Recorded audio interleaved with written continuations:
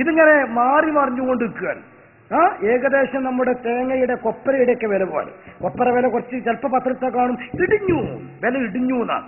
ആ വില ഇടിഞ്ഞിട്ടാരും മരിക്കലൊന്നുമില്ല, പക്ഷെ വില ഇടിവാണ്.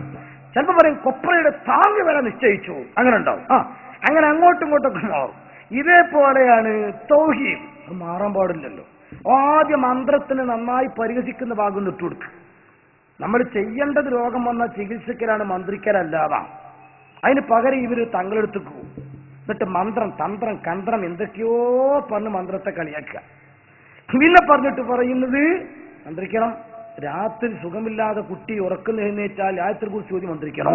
ഇതിപ്പോ തിരിച്ചിട്ടും പറയാൻ ആദ്യം മന്ത്രത്തെ എതിർത്ത് വന്നിട്ട് കൊടുക്കുക. കേട്ടോളൂ. രോഗം വന്ന അരിക്കല്ല്, ഏലസ്, ഉറുക്ക്, മന്ത്രം, തന്ത്രം ഇതൊക്കെ ആരാ ചെയ്തുകൊണ്ടിരിക്കുന്നത്?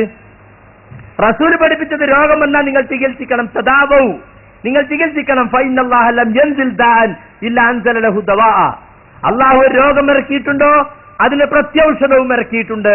ആ ഔഷധം കണ്ടിട്ട് ചികിത്സിച്ചാൽ ബിഇദ്നില്ല, അല്ലാഹുവിന്റെ അനുമതി പ്രകാരം രോഗം സുഖപ്പെടുന്നതാണ്. അതിന് പകരം ഇവരെന്താ ചെയ്യുന്നത്? ഒരു തങ്ങളെടുത്ത് പോവും, അവിടുന്ന് ഒരു നൂല് ഒന്ന് കെട്ട്, ഒരു കെട്ട്, എന്നിട്ടൊന്ന് കയ്യിൽ കെട്ടും.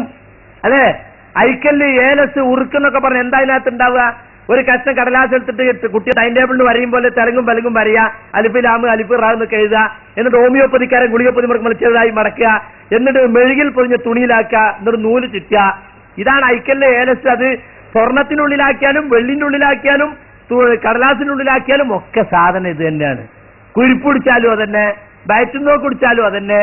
ഭർത്താവ് ഗൾഫിലുള്ളപ്പോ പ്രേമം പൊളിയാതിരിക്കാൻ കൊടുക്കണ അരിക്കല്ലും അതന്നെ.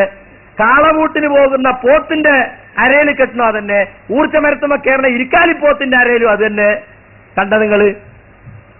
എന്നിട്ട് പറയലാണ് ഞങ്ങള് അഹ്ലുസുന്നത്ത് വൽ ജമാഅത്താണ്. ഞാൻ ബുഖാരി തെളിവുദ്ധരിച്ചിട്ടാണ് മന്ത്രത്തിനെ സമർത്ഥിച്ചത് എന്നല്ല. ഇസ്ലാഹി പ്രസ്ഥാനം വരുന്നത് വരെ കേരളത്തിൽ ഉണ്ടായിരുന്നു എന്ന് മലയാള പുസ്തകത്തിൽ നിന്ന് വായിച്ചു. ആ മന്ത്രത്തിനാണ് മന്ത്രം തന്ത്രം കന്ത്രം എന്ന് പറഞ്ഞിട്ട് പരിഹസിച്ചുകൊണ്ട് കളിയാക്കിയ. നന്നായി പരിഹസിച്ചു. എന്നിട്ട് ഒരുപാട് അയാൾക്ക് കിട്ടുന്നതൊക്കെ അയാൾ പറഞ്ഞു. വളരെ രൂക്ഷമായ ശൈലിയിലാണ് അയാൾ മന്ത്രത്തെ. അവിടെ ഇന്ന മന്ത്രം ഖുർആൻ എന്നുള്ള മന്ത്രമാണെങ്കിലും ഒക്കെ, നബി പഠിപ്പിച്ചാണെങ്കിലും ഒക്കെ, അങ്ങനെയല്ല. കാടടച്ചു വെടിവെച്ചു. മൊത്തത്തിൽ മന്ത്രത്തെ അങ്ങോട്ട് എതിർത്തു. ഇതിങ്ങോട്ട് എതിർത്തപ്പോൾ സ്വാഭാവികമായി നമ്മൾ തെളിവുദ്ധരിച്ച് പ്രസംഗിക്കാൻ തുടങ്ങി. മുജാഹിദ് പ്രസ്ഥാനത്തിൽ തന്നെ ഒരു ഭാഗത്ത് ജിന്ന് കയറി കൂടാൻ തുടങ്ങി. അങ്ങനെ ജിന്നുകളൊക്കെ കയറിയിട്ട് പ്രശ്നം ഉണ്ടാക്കാനൊക്കെ തുടങ്ങിയപ്പോൾ സുബ്ഹാനല്ലാഹ്, ഇത് ഇറങ്ങിപ്പോകണമെങ്കിൽ മന്ത്രം കൊണ്ടേ കഴിയൂ എന്ന് ഉറപ്പായി. അങ്ങനെ വന്നപ്പോ ഇതേ മൗലവി തിരിച്ചു പ്രസംഗിച്ചു. എന്താ പ്രസംഗം? അങ്ങനെ രോഗം വന്ന എന്താ ചെയ്യേണ്ടത്? മന്ത്രിക്കണം. എന്നിട്ട് നിസ്കാരത്തിന് ശേഷം തുടങ്ങിയില്ല മന്ത്രം. കേട്ടു നോക്കുമ്പം നല്ലൊരു തൊരീക്കത്തിന് ശൈഖാ മാത്രം ദിക്റിന്റെ ഇജാസത്ത് അയാളിനെ കൊടുക്കുക. എന്നിട്ട് അവസാനം ഇയാളിനെ പറയുന്നുണ്ട്, രാത്രി ഒരു കുട്ടി പെട്ടെന്ന് ഉറക്കുന്ന നെറ്റി ഉടന്നു. എന്താണ് കുഴപ്പമെന്ന് പറയാൻ കുട്ടിക്ക് അറിഞ്ഞുകൂടാ. എന്താ ചെയ്യേണ്ടത്? കുട്ടീനെ എടുത്ത നജസ്സൊക്കെ കഴുകി വൃത്തിയാക്കിയിട്ട് ആയത്തിൽ കുറിച്ച് എഴുതിയിട്ട് അങ്ങോട്ട് മന്ത്രിക്കണം. കുട്ടി അങ്ങോട്ട് ഉറങ്ങൊരു ഉറക്കുന്ന. ഇത് ഞാൻ പറഞ്ഞാൽ പറയും സുന്നികൾ അത് അനുകൂലമായതുകൊണ്ട് പറയാ. അദ്ദേഹത്തെ നാവുകൊണ്ട് തന്നെ കേൾക്കാൻ ഭാഗ്യം ഉണ്ടായാലോ അൽഹംദുലില്ലാ, അത്രയും നന്നായി എന്നല്ലേ നമുക്ക് പറയാൻ പറ്റുള്ളൂ. ഒന്ന് കേട്ടോളൂ. പഠിക്കുന്തോറും നമുക്ക് തഖ്വ കൂടും. ഓരോ കാര്യങ്ങളും ലാ ഇലാഹ ഇല്ലല്ലാഹു വഹ്ദഹു ലാ ശരീക ലഹു ലഹുൽ മുൽക്കു വലഹുൽ ഹംദു യുഹ്യി വയുമീത് വഹു അലാ കുല്ലി ഷൈഇൻ ഖദീർ. രാവിലെ 100 പ്രാവശ്യവും വൈകുന്നേരം 100 പ്രാവശ്യവും. ശൈത്താനുള്ള പ്രൊട്ടക്ഷനാണത്. സുബഹി നമസ്കരിച്ചിട്ട് സൂര്യൻ ഉദിക്കുന്നതിന് മുമ്പും, അസർ നമസ്കരിച്ച് സൂര്യൻ അസ്തമിക്കുന്നതിന് മുമ്പും ചെല്ലണം. കണ്ടോ? കിടക്കാൻ സമയത്ത് നിങ്ങൾ ആയത്തുൽ കുർസി ഓതണം. ഓരോ നമസ്കാരത്തിന് ശേഷവും ആയത്തുൽ കുർസി ഓതണം.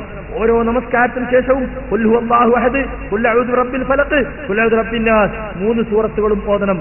മഗ്രിബിനും സുബഹിക്കും ശേഷം 3 തവണ ഓതണം. ഇതൊക്കെയാണ് നമ്മൾ ചെയ്യേണ്ടത്.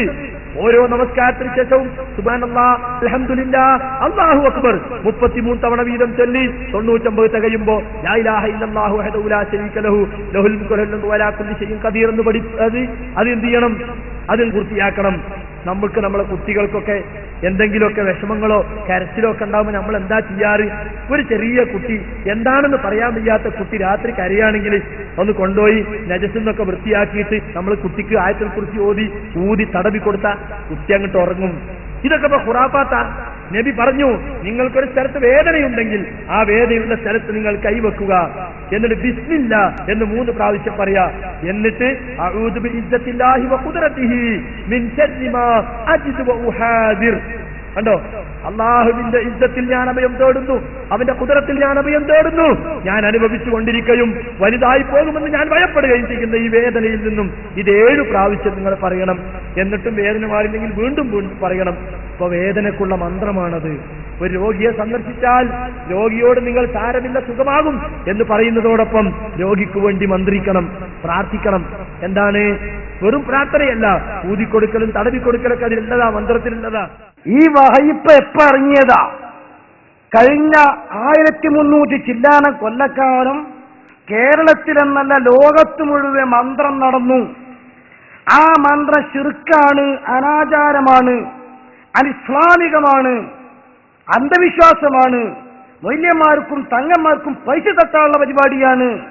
ഇത് പറഞ്ഞ് ലോകത്ത് മന്ത്രിച്ചൂതിയ ലക്ഷക്കണക്കിന് മുസ്ലിങ്ങളെയും മഹാന്മാരെയും കാഫറാക്കി തള്ളി, അവരെ മുഴുവനും മുശ്രിക്കുകളാക്കി മാറ്റി. അങ്ങനെയാണ് മുജാഹിദ് പ്രസ്ഥാനം രംഗത്ത് വന്നത്. ആ രംഗത്ത് വന്ന മുജാഹിദ് പ്രസ്ഥാനം നീണ്ട 70 കൊല്ലം കേരളത്തിൽ അങ്ങോളം ഇങ്ങോളം നാക്കിട്ടടിച്ചതും പ്രഭാഷണ വേദികൾ സംഘടിപ്പിച്ചതും ജനങ്ങളെ പൊട്ടിസാക്കിയതും മന്ത്രം തെറ്റാണ്, അത് ശിർക്കാണ്, അത് കുറ്റമാണെന്ന് പറഞ്ഞുകൊണ്ടാണ്. ഞാൻ വായിച്ചു, മുജാഹിദിന്റെ ഒരൊറ്റ പള്ളിയിലും മന്ത്രിച്ചൂതുന്ന ഒരു മൗലവിയെയും വെച്ചു പൊറപ്പിക്കുകയില്ല. ഖുർആൻ ഓതുന്നാത്ത ഒരു ഒറ്റ പോലെയും പൊറപ്പിക്കൂല. 70 കൊല്ലം മുജാഹിദ് അത് പ്രസംഗിച്ച് പ്രവർത്തിച്ചപ്പോൾ ഇപ്പോൾ വഹാബികൾ തിരിച്ചു പറയുന്നു, എവിടെ നിന്ന് കിട്ടി നിങ്ങൾക്കിത്? മുജാഹിദ് മൗലവിമാർക്ക് വേണ്ടി കേസറ്റ് റെക്കോർഡ് ചെയ്യുന്നുണ്ടെങ്കിൽ ആ റെക്കോർഡ് ചെയ്യുന്നതോടൊപ്പം പ്രസംഗം കൂടി നല്ലോണം ശ്രദ്ധിക്കുക. എന്നിട്ട് ഇങ്ങനെ ആ കേസറ്റ് കൊണ്ടേ കൊടുക്കുമ്പോൾ ചോദിക്കുക, സംഗതി നിങ്ങൾ റെക്കോർഡൊക്കെ ഞങ്ങൾ പറഞ്ഞ് നിങ്ങൾ ചെയ്തു, ഓക്കെ, പക്ഷേ ഞങ്ങൾക്കൊരു സംശയമുണ്ട്, നിങ്ങളുടെ പ്രസംഗം തന്നെ അത് മുമ്പിട്ടു, ഇപ്പൊ ഇത് വിട്ടു, ഇത് ഏത് അടിസ്ഥാനത്തിൽ അങ്ങക്ക് ജിബിരിയിലൊക്കെ വന്നു ഒന്ന് ദയവ് ഇത് നിങ്ങൾ ചോദിക്കണം.